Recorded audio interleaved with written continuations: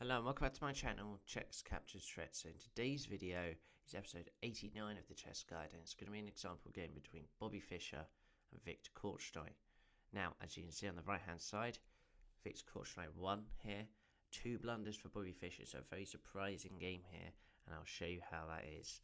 Now, also just to quickly say, just before I go through this, I'm going to be doing 4 episodes a week now instead of the whole 1 a day. So expect videos like Monday, Wednesday, Friday and Sunday instead. So, anyway, let's start. Bobby Fischer starts off with e4.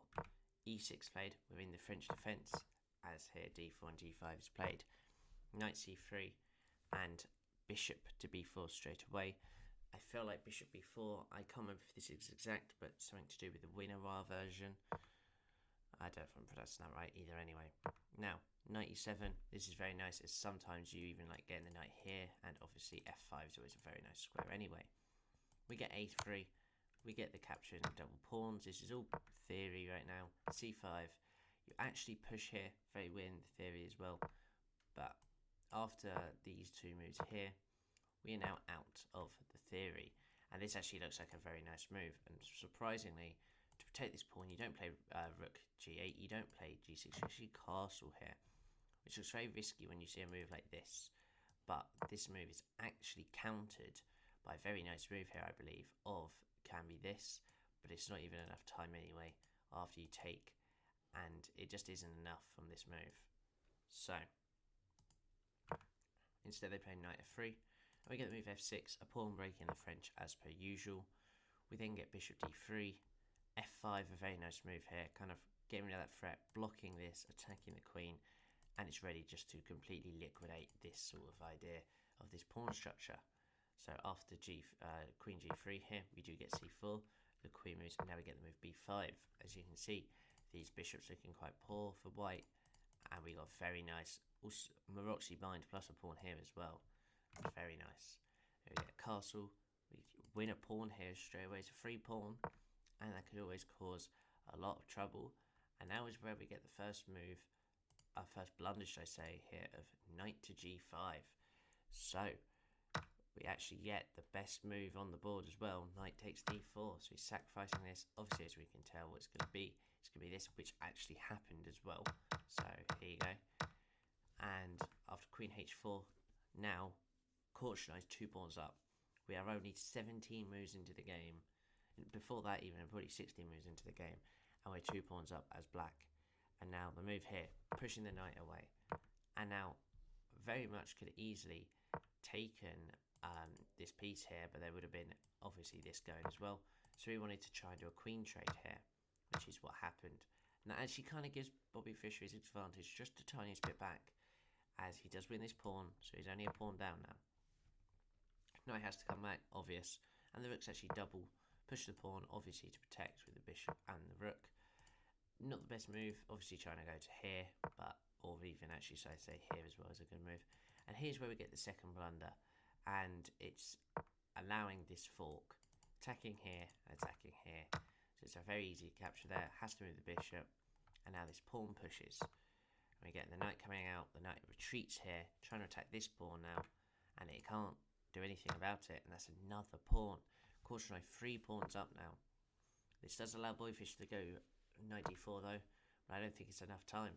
Rook b8 played, h4, rook b6, h5, just get it protected. And we get the move knight to c6. If you're up 3 pawns, what's the best thing to do? Trade. And he obviously can't do that as Bobby Fischer, so he has to retreat. And now this move really is good. It really messes up every piece here, I feel like. This is a very good structure to have. Now rook d8. And then now we get some sort of temptation here with this pawn, but again, the pawns are so strong, it just can push. And again, and now a lovely knight move here. Bishop has to go back, and there is 3 pawn here for the taking, but doesn't take it as she goes here. Now, after this move, obviously there is a little bit of now this capture as well now, so he can't take, he retreats, and now we get this capture here. Obviously can't capture, as I've just said. We get this, rook c8, and the knight comes back. Huge mistake in my opinion. I'm surprised that actually says it's a good move. You should be able to see here, this is a fork. So by the way, if you can see to your left, Black is 4.3 up. He's 4 points up, let's just say that. That is wild to be, you know, he's only 2 pawns up, but you can see, well, even before this, it was still up. So it was a huge, huge idea here. Now, obviously, these two going to get captured, and it's very easy, realistically, in my opinion, for Black to do this. I love this idea, kind of, you know, calling off this rook, only being able to go down now. Knight just come in, but we're just going to get a trade here. Rook attack the knight. Tries to win the pawn, but now we're going to get a pawn which can't take because you would lose the knight. And now the king's trying to go into play. We're just pushing this pawn. We double up with the rooks, and we're causing a lot here. He tries to do a trade here. It doesn't work. And in the end, we're going to see, as we say, it's an easy win here. And Bobby Fischer resigns. So, a very good game from Korchnoi there. This was, I think, actually, weirdly enough, you don't look at it now and it's only a pawn, but that was a huge breaking point. That completely ruined Bobby Fischer's game. You know, this fork looks bad, like as in, it looks alright, sorry. It's only a pawn. But after this, you push with this pawn here, and now you just play here, you've won 2 pawns. And now you've got, after I shoot here, just go up a few moves, we've now got this structure, and then in a second, we got this move. I thought actually this move was able to be played, but it's very lucky that this can't do anything. But of course, I did very well not to be tempted to push anything else as well. He used the right timing, everything. Again, I was very surprised this wasn't actually taken. I don't know if maybe that wasn't the right move, but his moves like this. But he was able to play everything correct here. And this move here actually did lose 1.5 points there. So that was the blunder, because all you got to do is move the rook. As soon as the knight moves, you get the fork. So there we go. Anyway, hopefully you've enjoyed this game here. Just wanted to show you what can you take from this as well, actually, should I say. I would say, opening wise, don't need to learn so much of theory. As you can see here, there is some crazy lines in this, as we saw very early on. We got the move a4 as theory from a3. So it can always be very weird, obviously, to do with this bishop, but we'll see. And you can always have a look at this sort of ideas and everything. But what I would mainly take from this is make sure centralizing your pawns, having a massive pawn center, can win you games, as we saw there.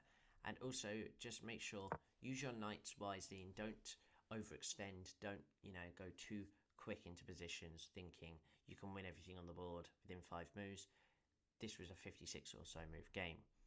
So anyway, hopefully you enjoyed today's video. So thank you and bye bye.